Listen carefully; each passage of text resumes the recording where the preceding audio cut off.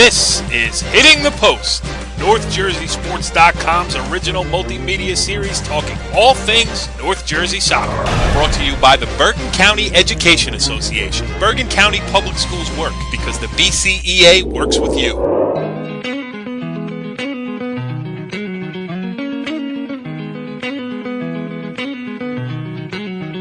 Back on Hitting the Post, NorthJerseySports.com's original media series talking all things North Jersey soccer. This is Season 1, Episode 6. We'll call this one the Crunch Time Edition because we are down to the nitty-gritty in county tournaments all over North Jersey.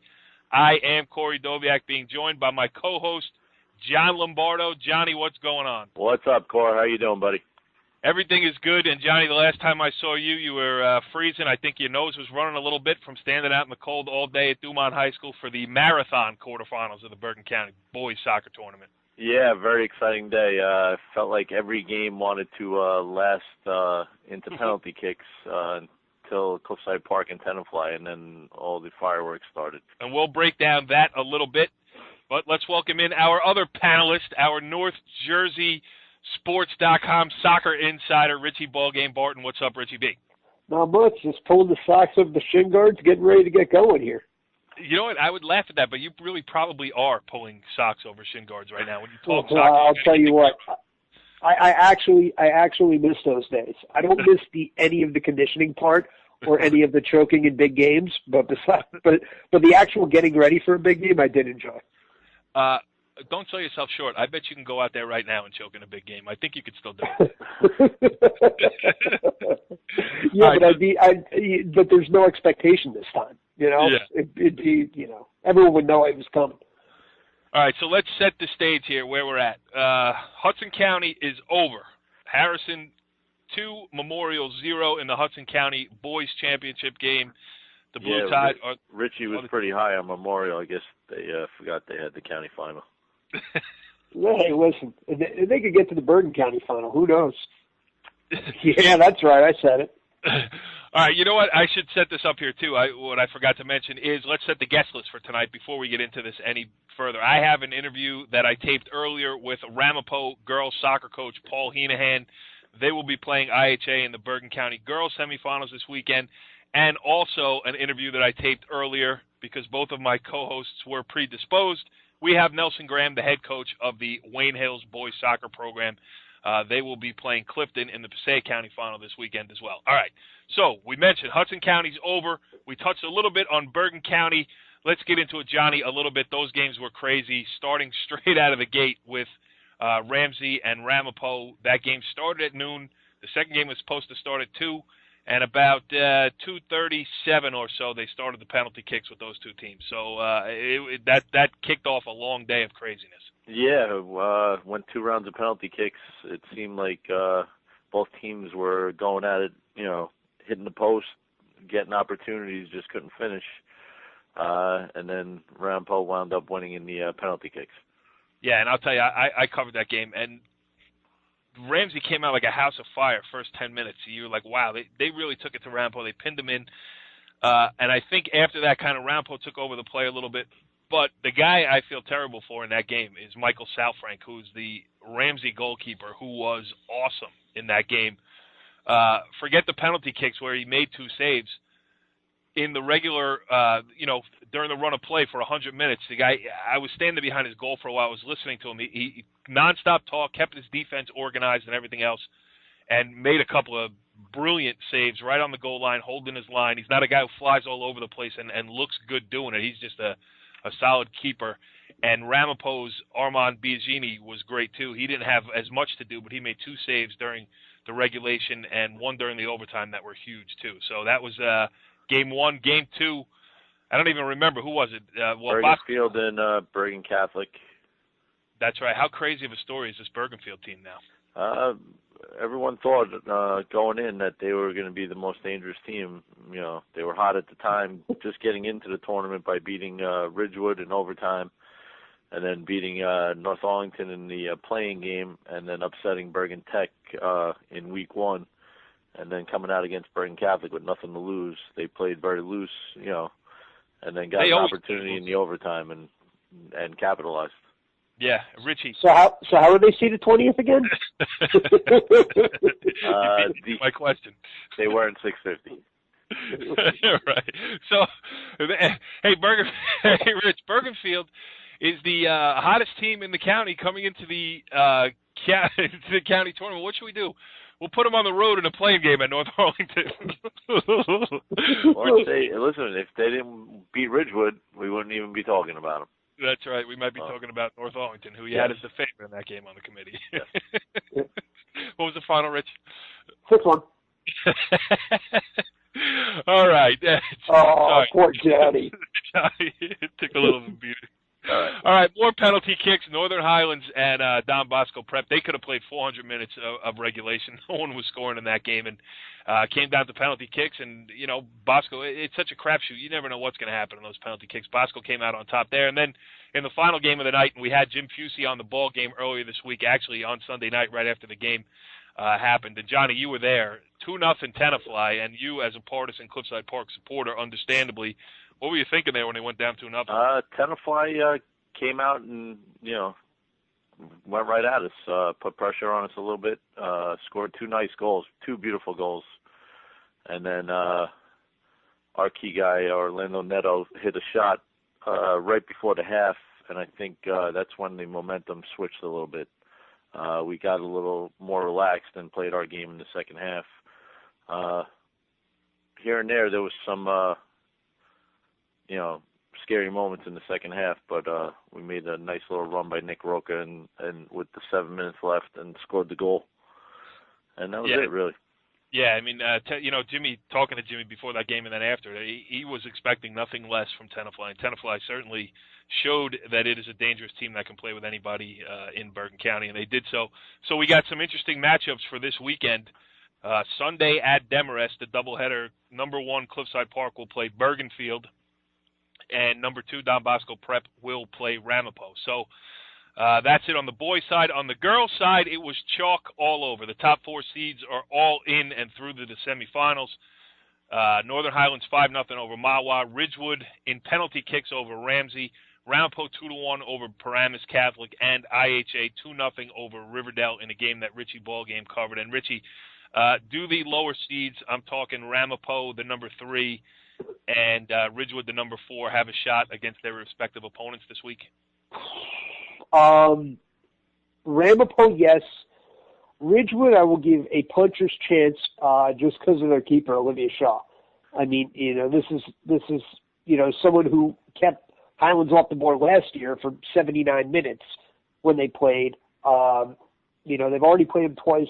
One time I think it was 1-0, and then the other time Highlands really put it on him right after Ridgewood beat IHA 3-0, and Highlands won 6-0. So Ridgewood is a team that you just don't know what to make of them from game to game. Right. I mean, to beat Ridgewood, to beat IHA 3-0 says something. That shows that if they can put it all together, they can hang with anybody. But I have to go with Highlands here. They're just too fast, too deep, too talented. And if they, no one ever scores first against them to put pressure on them. If Ridgewood were to score first, who knows? But Highland seems to score first and second and third. No matter who they play. Ramapo. Highlands answered that question because Ramapo scored first on them in the game that Northern Highlands was going for a 61st Street victory. Ramapo scores, puts them on top 7 minutes into the game. It's the first time Northern Highlands trailed all year. You want to test their mettle, hey, let's play from in front. 2 minutes later, Claire Shea knocks in a header, 1-1, and then, it ended 2-1 Highlands' way. Yeah, and looking at Ramapo IHA, obviously, you can't go into any game saying Ramapo doesn't have a shot. I mean, they're a talented team. Caroline Figueres is one of the best players in the state, in the country, really. IHA, though, is just rolling right now, and they are, they play so composed. And Camille Didio and Sophia Galati again in the middle. I've talked about them before. I'll talk about them again, I'm sure. They're just a 1-2 punch that really creates for the Alex Misropians, the Molly Youngins, those types. They're really, really tough to stop. The thing is that Taylor Lupi, who is IHA's goalkeeper, solid goalkeeper, but doesn't get tested a lot. Ramapo is going to test her, and she's great in the air. Low shots, I don't know. She doesn't really face too many, so it's going to be interesting to see, what happens in that game and who really dictates the pace. Well, to find out what one of the principal actors in that game thinks about it, let's go to our first interview of the night. It's one I did earlier with Ramapo head coach Paul Heenehan. Okay, well, now we are joined by a Bergen County coaching legend. He is Ramapo girls soccer coach Paul Heenehan. Coach, thanks for joining us here on Hitting the Post. Corey, as usual, it's great to be on. Yeah, I don't know if I really get the feeling that you meant that, but I do appreciate you saying. So anyway, big things going on this season, all across the Bergen County landscape, and obviously your team is playing well right now. 2-1 win over Paramus Catholic in the Bergen County quarterfinals this past weekend. You're moving forward into the semifinals. The top 4 seeds all held. You're going through as well. You get another shot at IHA. So before we get into everything else, just talk about the Green Raiders' state of mind now, a couple of days out from the Bergen County tournament semis. Oh, I think we're in a great state of mind. The girls have practiced very well the last couple of practices. I think last night we put together a great game against our ex-rival Indian Hills, and I think they're ready for the season to really, really mean something. Where it's about them and not about a lot of peripheral things. Yeah, well, all right. So the peripheral thing that has been going on throughout the season was Northern Highlands' pursuit of the Ramapo record of 60 straight wins, which they did last week. They passed you. But it lost in the shuffle here is that you guys are having a good season. I mean, you have 3 losses. One of them is to IHA. 2 of them are to Northern Highlands. In the Northern Highlands game where they broke the record, you guys scored first. You put them behind for the first time all season. I mean, you're close. We are. We're very close, and I think they sense that. And on top of what you also said, we had 2 great matches against Ridgewood and came out on the right side of both of those, and they're the other semifinalists. So we're playing very well. We're beating the teams we should beat, and we're competing against the teams that we've got to beat, that we're aiming to beat, that we want to, if we want to fulfill some of the goals that we've all set, we're going to have to step up, and these girls are ready to do it, and I'm very proud of their efforts so far to get where we are. Yeah, and we had Tara Madigan, the Northern Highlands head coach, on here last week, and I don't know how much you want to say about it, but she said some really nice things about you and what you said to her after the game. She mentioned that she had played for you, I guess, on an all-star team when she was 17 years old. Now the senior NJGSCA all-star game, yep. Yeah, and she, now you two are the only members of the club that has led New Jersey girls soccer programs to 60-plus wins in a row. And, I talk about that relationship a little bit between the two of you outside of your teams. I mean, she was somebody, and Highlands has been somebody that, used the Ramapo girls soccer program as a model. I mean, you're the all-time winningest head coach in the history of New Jersey high school soccer. So, your program has been the model for everybody, but it seems that Northern Highlands has been able to, especially under Tara, to really, take that ball and kind of run with it a little bit. She's done a phenomenal job with her program. I always knew, even years ago, 80s, 90s, that the, Upper Saddle River, Allendale, Hohokus, Saddle River, that pocket was perfect for girls soccer. I know they took the sport very seriously. The communities jumped on board. It was just a matter of time for, them to get to where they are now. And the reason they got to where they are now is because everything aligned. They now have a coach with, 10 years of experience in Bergen County to lead them. And let me tell you something, not anybody can do that. And it's really amazing. I think, what's interesting, Corey, is as Highlands was going through that, and, I had to answer the obligatory questions of, beating the streak, yada, yada, yada. But in reality, it's different times, it's different eras of soccer even. And, even the kids playing today are much different than the kids that played in the mid-'90s, the ones that I had. that went through the street. So, it's cool because it allowed me to reflect back to that group, and I have such fond memories of that group. Yeah, and like you say, the level of play on soccer statewide, nationwide, put it that way, is just so much higher. I mean, I think it speaks well for programs like yours, like Tara's, like IHA, named the elite, that you've been able to stay ahead of the group, because the Chase Pack is really, they're good. I mean, Riverdale Passaic Hills is one of the best games I've covered this year. Those girls just went after it, and that was on a Tuesday night in front of maybe 60 fans, and it was, high-level soccer being played. Yeah, and I think, I've gone out and seen more games this year than I think I have in a number of years, and the level and the parity, and every team's got one or two kids that can play at the highest level, and it's special. It's very special. I always come back and tell my team, you cannot take anybody lightly. You just cannot, because everybody's got players. Everybody's got that half a dozen girls that have been playing since they were 5 years old and now are on elite clubs throughout northern New Jersey. So, you better, when you put the cleats on and step over the line, you better be ready to play. Yeah, and you guys have done that so well. Like you said, you've beaten all the teams that you should beat or were expected to beat. And now let's talk about this semifinal matchup a little bit. IHA got you 3-0 first time around. But I feel like you guys have been playing better. I've seen you kind of grow over the course of the season. Caroline Shigaris, your senior midfielder, has been playing well the last couple of weeks. I mean, I know you were very impressed with the way Casey Finn played against Northern Highlands, as was I. I mean, she was just all over that midfield trying to, force turnovers and really get your offense started. Some of the other girls that you need here to step up as the games. I mean, listen, if you're going to win this thing, you're probably going to have to beat IHA and Highlands. Look, and I wouldn't want it any other way. And the reason being is if you want to be the best, you got to beat the best. And you're talking about two teams this year that are playing at the highest level, and we get an opportunity to see one of them this Sunday. And if we're fortunate enough to get through, we get to see another one. And I wouldn't want it any other way. I don't want to see anybody get necessarily upset, and then you're not playing the best. Right. I think we have progressed so well. When you think about it, Corey, we're in the Freedom Division of the Big North.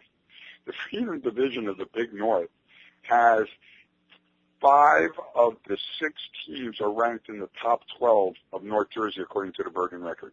Now, I don't necessarily agree with their rankings, but that does say something.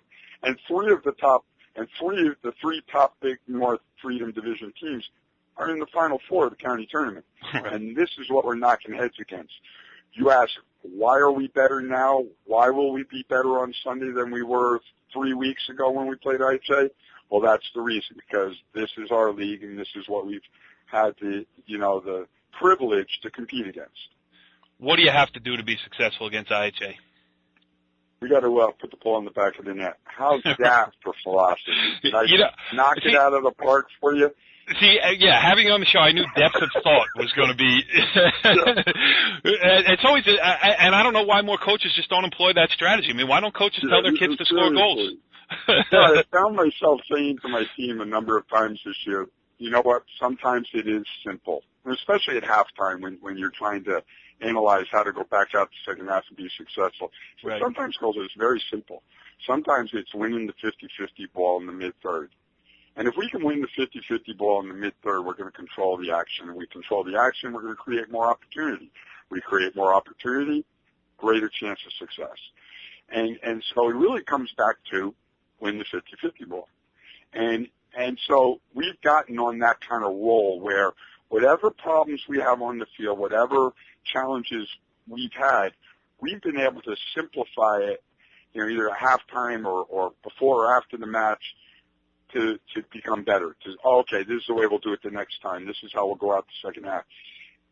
I really have got to take that philosophy towards IHA. We've played them. We know how talented they are. They're an amazingly dangerous team. And Brandon's done a phenomenal job with them as a team. So what do we have to do? Well, we have to play our best game.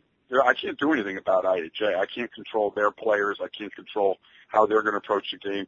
Do I hope they're looking past us to get the Highlands? Boy, that would be the best thing in the world. but I know better, you know. I don't think anybody's looked past Ramapo as far as I ever remember. Has never happened. So the idea is, let's simplify it. We know what IHA is going to try to do. We know their personnel. We know how they play. We know they've got a great keeper. Let's go out. The things that we did well when we played on the Bonneville Salt Flats that they call Montclair State University, right. that field that was, I think it was a mile long, 3/4 of a mile wide. Right. And so now we're going to get on an actual, soccer field. Right. And play. So we hope that might help a little bit. I'm drawing straws on this one, but look, it's an opportunity for us to go out and compete again, and against a team that 3 weeks ago we lost 3-0 to them. They hit 3 great shots. Loopy made 3 great saves against us. Who's to say their great shots hit the post and ours go in the next time? Yeah, I mean, and from, talking to a couple people who were at that game too, I mean, it wasn't, I don't believe that it was a 3-0 game that time around either, but, soccer is a funny game because sometimes you can win by a lot but lose on the scoreboard. So you really never do know what's going to happen. And also what I got out of this conversation is I got some good ideas for my halftime speech for my Northvale 5th and 6th grade World Cup game coming up this weekend too. I'm very excited about that. I will quote you. Keep it simple, that's right, because they all look at me anyway. They're usually picking their nose anyway. They say, tell them it's the KISS principle. Every coach in the world knows it. Yeah. It's simple, stupid. Yeah, I like to get technical, though. You know me. I've been writing about this stuff for so long. I'm yelling at a 9-year-old, overlap. I love it. So last thing I'm going to ask you before I let you out of here is, you retired from teaching. This is your first year, and I saw you over the summer. It looked like you were ready to get into that mode. You said you've been out scouting a lot more. I think that might have to play in a little bit with your lighter schedule. How's that been for you? Not teaching in school every day and, being able to focus a lot more on soccer. Not that you always didn't do it in the past, but certainly probably a different outlook now. Hey, look, I can go into coaching heaven. It's been great. My energy level at practice, where if you taught 9 periods during the day and you get out there at 3:00, there were days that you had to force it. Well, I'll tell you what, I have more energy now. It's been great. But it's not like I'm sitting eating bonbons during the day. I'm actually got a gig supervising practicum teachers out of William Patterson. I've got 4 kids. So I've been able to go out to different school districts and watch the next generation of teacher, and it's been very special. Paul Heenehan, the head coach of the Ramapo girls soccer program, has done it better than anybody else in the history of New Jersey girls soccer. And as always, my friend, I appreciate you taking a couple of minutes out to join us here on Hitting the Post. Best of luck this weekend, and we'll see you there, or at least Richie Barton will. Oh, great. Yeah, if he falls off his stool. Yeah. Thank you, Corey. It's always a pleasure. It really is, and I look forward to seeing you. Sounds good. Interesting stuff there with Paul Heenehan, the longtime head coach of the Ramapo girls soccer team, and we'll transition from one Bergen County legend to now one Passaic County legend. He is Nelson Graham, 33 years in charge of the Wayne Hills boys soccer program. This is an interview I did with him earlier on this evening. Next up here on Hitting the Post is Wayne Hills head coach Nelson Graham. Coach, thanks for joining us here tonight. I know we're keeping you up late, and I appreciate you taking some time to join us. Oh, that's fine. No problem at all. So you got to be excited here, headed into the county final. I mean, you've been 33 years as the Wayne Hills head coach. The juice is still flowing here going into the county final this weekend? Yes. The kids are excited. I'm excited because it's been a while, and I didn't expect it. They didn't expect it, so it's a welcome pleasure. Yeah, and you guys obviously have done a great job. We covered you back in, I don't even remember the date. It was early in October 3rd, to be honest with you. You were 4-3 that day after a loss to Bergen Tech. Now you are 10-4-2. So I am not good at math, but I believe that's 6 wins out of the last 9 games with 2 ties in there. So You guys are playing great here. I mean, what's been the difference that has put you in this position? Actually, we started off 4-1, and then actually what made us 4-3 is we lost 2 close games. We've never been a high-scoring team. It's always been 2-1, 1-0, that sort of thing. We hit a spurt where we just started scoring a lot of goals, and we've always played good defense. So that pretty much says it all. We've been scoring more. Even in the 4-3, when we were 4-3, we played most teams on the field even. Right. We always played some pretty good soccer. Again, it's like in everything. We just weren't scoring, and that's been a surprise because I lost a lot of players last year, and a lot of young players stepped up. But we've been playing some pretty good soccer, I must admit, even in the losses. Yeah, you've been around the Wayne Hills program forever, and before we had you on the show, we had Paul Heenehan, the Ramapo girls coach, on, and I said, what are you going to tell your kids going into they're playing in the county semifinals? He said, I'm going to tell my girls to put the ball in the back of the net. So that certainly does make things easier when you can pop a couple in then. Yeah. How about this past weekend in the semifinals? You guys are the number 5 seed. DePaul, the number 1. Again, played them even on the field, beat them in penalty kicks. But when you see that 5-1, I mean, DePaul, the number 1 seed, obviously they've had a great season this year, but your program has proven you've been there so many times. And just talk about that semifinal game. I'm sure it was as close as the score suggests, but what was the difference there for your team? You mean the difference between the teams? I think we were actually. Go ahead. I'm sorry. We're field-wise, we were pretty even. As a matter of fact, we played early in the season, and it ended up 1-0 to Paul, and that was a double overtime win for them. But in this second overtime, we lost a player, so we were down 1. And to be honest with you, I thought, both games were just very even. Right. And it was the penalty kicks. How do you feel about penalty kicks? I mean, I covered the Bergen County tournament this past weekend, and 2 of the games went into penalty kicks. And obviously, you got to figure out how to end a game some way. But it's a crapshoot as well as a penalty kick shootout. Yes, exactly. It's to be honest with you, it's basically just the teams are even, and it's a way for in a tournament to move somebody on. That's basically why they're set up, I think. Yeah. How do you approach with your kids? Do you have a set group of shooters, or do you let them pick their own way, or how do you guys enter that portion of a game? Actually, the last couple of days prior to the game, we had worked on it, and I watched the kids, and I had a group of players, and then it came down to confidence, because you could have 6 or 7 or 8 players ready to go.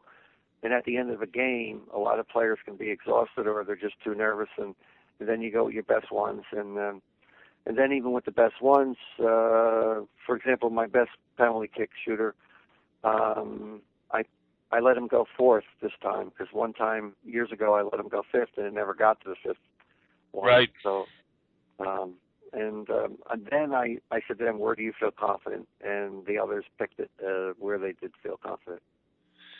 So this week you're going into your 10th final as the head coach. They said 33 years in charge of the Wayne Hills program, which is an incredible run in itself. Looking for the program's 3rd county title under you.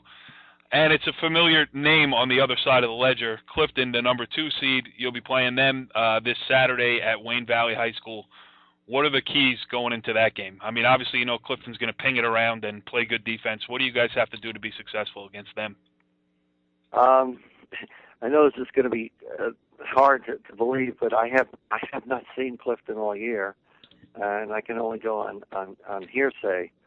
But you've seen Clifton's style of play many times over the years, so yeah, I know they have a relatively new coach and all that. But I mean, what are usually the keys against a Clifton team? I mean, obviously they've been talented every year since they started playing soccer over there. Yes, and I know this is going to sound very general, but I think we're going to have to man up at every position, defensively and in attack. Just keep the ball moving on the floor. That's what we've pretty much done all year. And control the game and again, like anything, hope we put it in the back of the net. But again, man up on every position because they are very physical besides being very skilled. And if we let them overpower us, then we could be off to a very bad start. So physically, we're going to have to man up. How much do you try to play down or play up? I mean, what's your approach? They're going into a county final. It's going to be the first one for a lot of your players. Do you try to get them, running through the wall and say, let's go out and win a county championship, or do you think you're going to have to ease them off a little bit and say, hey, it's just another game here? It's funny. It's a bit of both. I'm trying to think. I'm not a screamer. Right. I have seen you coach games. You are very a staid approach to coaching. Yeah, I'm more methodical, cerebral at times, psychological type format with the kids. Also try to motivate them to again, because they do have to man up and stand up, but to think their way through their positions and how to cover up for each other and how to eliminate mistakes. So that you can play your game, and that's pretty much how I take it. I'm not going to scream in the locker room, that type of thing, and bang walls and things like that. That's just not my style. And if they play their game, I think we're going to be, we'll be a good opponent. I mean, they're going to have to beat us, but also. They also know, and I told the kid, this is a big ask. You came up big against DePaul. It's hard to come a week later, come big against a team like Clifton. So, I understand it. As long as if they play a good game, even if we lose and they play their game and the better team wins, then I have no problem with that. And they understand that, and that's how I am. If they don't play to their potential, then I get upset. Right. Have you relied on one guy? I mean, is there, one guy you're trying to force the ball through or to in this combination, or, has it been more of a shared approach offensively for you? Yes. Yeah, definitely. It's a team thing. I pretty much always coach that way. Even if I've had a few players who are better than others, I still try to incorporate it as a team thing, moving the ball as a team, where to be. In some instances, I teach players how to cover up for other players who may not be able to be as smart on the ball, but may be more physical or may be more athletic. So I try to teach the good players to think around some of the players who may not be able to play to their abilities, but not to play the game. I never teach the game to a particular person. That's an interesting point you bring up, because that's kind of the club soccer versus high school soccer debate, where on club soccer, if there's a guy who's not pulling, well, I shouldn't say pulling their weight, but a guy who's not up to it, they go out and get a new player, whereas in high school, which I think is the beauty of the game, you figure out how to work around that guy and use his strengths. Like you said, if he's bigger, make him the guy that goes in on 50-50s. But, the club soccer versus high school soccer debate has been hot the last couple of years, and I think that's a great way to approach, keep everybody involved, right? Yes, exactly. Yeah, you have to take what you get. It's not like we can recruit. Right. Some of your opponents can, but you can't. I understand that. Exactly. Such is life on the public school, and you're doing a great job over there at Wayne Hills High School. Big game this Saturday, obviously, against Clifton in the Passaic County boys soccer final. Coach Nelson Graham, Wayne Hills head coach, thanks for joining us here on Hitting the Post, and I'm going to be at the games on Saturday, so I will come up, win or lose, shake your hand, and thank you for being on this show tonight. Thank you very much. All right, boys. Well, that was interesting stuff. I mean, you know what I got most out of those two interviews is that I'm a really great interviewer, don't you think, Johnny? Yes, you're good. I mean, I don't even know why I'm on this show because, you don't really need me. That was my next question. I have it written right down here on my notebook, right after Coach, how long have you been the head coach of the Wayne Hills boys soccer program? Next question is, Johnny, what are you doing on the show here? I don't know. Nothing. Absolutely zero. Getting ripped on every week. How's that? And you did get me his phone number. So yes, I'm good for that. That's about it. But now, the moment that we've all been waiting for, Johnny, and let's be honest, this is everybody's favorite segment of the show. This is Richie Ballgames, grade 8 rankings, boys and girls. Richie B, where are we starting? We'll start with the boys. And line them up. All right. Well, obviously, at number 1, we got the old Red Raiders of Cliffside Park. Obviously, as we talked about earlier, got in some trouble against Tenafly, some hairy moments there, but we're able to come back from 2 goals down, sneak out a 3-2 win, and keep the undefeated season intact. At number 2, we have the reigning Hudson County tournament champion, Harrison, with a 2-0 win over Memorial in the Hudson County final this past weekend. And my question that I'm going to pose is, how come Cliffside Park never plays Harrison? That would be for John Lombardo. Who are you asking? Well, John, I'm trying to get you to talk here. The guy's ripping you apart today. You're not needed on the show. Yeah. Well, how would I know the answer anyway? Let's see. The reason being our league is 18 games, and you can't play more than 18 games. Well, there's your answer, Richie. That just got shot down quick. Back to the rankings. Number 3, Ramapo. Again, Armand Biagini, one of the better goalkeepers in North Jersey, comes up with 2 huge saves in the penalty kicks. Nick Veglianti scored the game winner. Boom, Ramapo holds off Ramsey in penalty kicks, moves on to the Bergen County semifinals. Number 4, Don Bosco. This is an interesting one because they remained at 4, even though they suffered their first loss of the year to Bergen Catholic the other night. But they did beat Highlands in a shootout. They're also on the Bergen County semifinals. And Rich, I don't like to correct you, but that was their second loss. Was it? Who lost it? Oh, they lost to DePaul.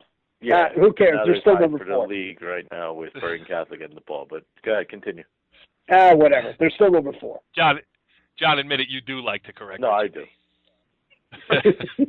Again, I just want to get Lombardo talking as much as possible. It's like putting the bailiff on TV on those judge shows. You know what I mean? They try to put the bailiff on every now and again just to, break up the monotony. Right. You don't even know what I'm talking about. Anyway. Number 5, Richie B. Memorial. Still at number 5. Harrison's a quality team. Fought hard. Lost 2-0. Mark Giron, 7 saves in the loss. Number 6, St. Peter's Prep. Freddie Guacamaya scored with 5:20 left to beat Kearney 1-0, clinching the Hudson County Red Division title outright. Guacamaya, sophomore, real solid player along the wing. Guacamaya, close to guacamole. I love guacamole. St. Peter's Prep at number 6. Hudson County Red Division. Yeah. Go ahead. Listen, I don't make up the divisions. I just tell it like it is here. Go ahead. Number 7, Highlands. Fought. Dead even with Bosco. Lost in penalty kicks. Nobody likes to lose penalty kicks. Nobody likes penalty kicks. Period. But it is what it is. And at 8, we have Bergen Catholic sneaking in. Jake Teitelbaum's goal. Early in the second half. Hands Bosco their second loss of the year, 1-0. So that's the top 8. Let's go over to the girls' side where we got Northern. Girls' side. Here we go. Girls' side. Northern Highlands, number 1, as they have been for it seems like ever. I know. Thank you. Casey Richards, a goal and 2 assists in a 5-0 win over Mahwah in the Bergen County quarterfinals this past weekend. Number 2, IHA. 2 quality wins in the past couple of days. 2-0 over Riverdale. And then 2-0 over Clifton, both of which they badly outshot their opponent. The Blue Eagles are rolling right now, and they're going to be really tough to stop. Ramapo at number 3. They were in control most of the way, and then gave up a late goal against Paramus Catholic. Held on for a 2-1 win, also in the Bergen County quarterfinals. Let's stay with the Bergen County quarterfinals. At number 4, we have Ridgewood in the closest game of the day by far out of the 4 quarterfinals. Hannah Cermak's goal in the shootout, gave them it was 2-2 going into the shootout. Ridgewood wins 4-3 in the shootout. It's going to be them and Highlands in the Bergen County semifinals next week. At number 5, Wade Hills, the second seed in the Passaic County tournament. Sarah Bendel, real solid midfielder. First time I saw them this year. She just controls play, knows how to get the ball to teammates. And, I guess that's your goal when you're a center midfielder, get the ball to your teammates. That was pretty self-explanatory, but that's neither here nor there. Bottom line, they're good. They face number 6 Clifton in the Passaic County final this weekend. Clifton lost to IHA 2-0. And in the semifinals against Pompton Lakes, they struggled early on. They were fortunate to, still be scoreless after the first 20 minutes, but then they really started to pick up their play. And in the second half, they pretty much rolled. But that's going to be. Richie, be careful. The Clifton head coach is John's brother-in-law. Don't say anything bad. You know how you listen. You could ask them. They got off to a slow start, but if they can play the way they played in the second half for 80 minutes against Wayne Hills, they're going to beat them. But I mean, the peaks and valleys I saw in that game were a little troubling. That should be a great game, though. It should be a great. It really should be a great game. I think it's going to be. And both teams. Go ahead. I'm just going to say that the top 6 of your top 8 here, I mean, all kidding aside, Highlands, IHA, Ramapo, Ridgewood, Wayne Hills, and Clifton all still alive in their county tournaments. I mean, it's stacked here. North Jersey girls soccer is stacked right now. Oh, absolutely. And let me tell you something about Wayne Hills and Clifton. That's going to be entertaining because what's going to be the key to that game is going to be refereeing. Whoever is officiating that game, because both teams, every girl runs right through the ball and doesn't care who's in the way. So that's going to make for an interesting subplot there. Number 7, we have Ramsey, as we just talked about before, lost in a shootout against Ridgewood, had a 2-1 lead late in the second half before Ridgewood tied it with about 10 minutes to go and eventually lost in a shootout, but they're going to be a factor come state tournament time. Speaking of factors come state tournament time, no, they're not in the same section anymore, actually. Riverdale's Group 3, am I correct? Yes. They are. Well, I saw Riverdale. They're going to stay at number 8, even though they lost to IHA 2-0. Rachel Sorkin had a couple of chances early, and after that, IHA has done what they've done to pretty much everyone throughout the season, and that's just control play in the midfield. But Riverdale is, a team to be reckoned with. They're going to be, someone that nobody wants to play come playoff time. Oh, Richie, that was a mouthful. I know. I just took a breath there. Thank you. I appreciate it. Good stuff there, Johnny. What do you think of his rankings? Is he any glaring omissions? No, actually good information, except for one mistake, but otherwise very good. He knows his stuff as always. Yeah, wait till you read his Saddle River Day tennis story. Ooh, too busy. Season 1, Episode 6 of Hitting the Post here on NorthJerseySports.com. Guys, because you left me alone to do the interviews and you didn't pick up your phones and everything else, I feel like this has been a short show, but really not. I mean, we got good information here. We got good stuff from both Paul Heenehan and Nelson Graham, and I guess the only thing to do is tee it up for this weekend. And, Johnny, I'll be at the Bergen County boys on Sunday, as I'm sure you will be too. Richie will be at the Bergen County girls on Sunday, but let's just hope that it ends a little bit sooner than it did this past week. Yeah, I have a christening reception to get to by 6:00 at Rockley Country Club. Well, at least you're on the proper side of the camp. Thank God.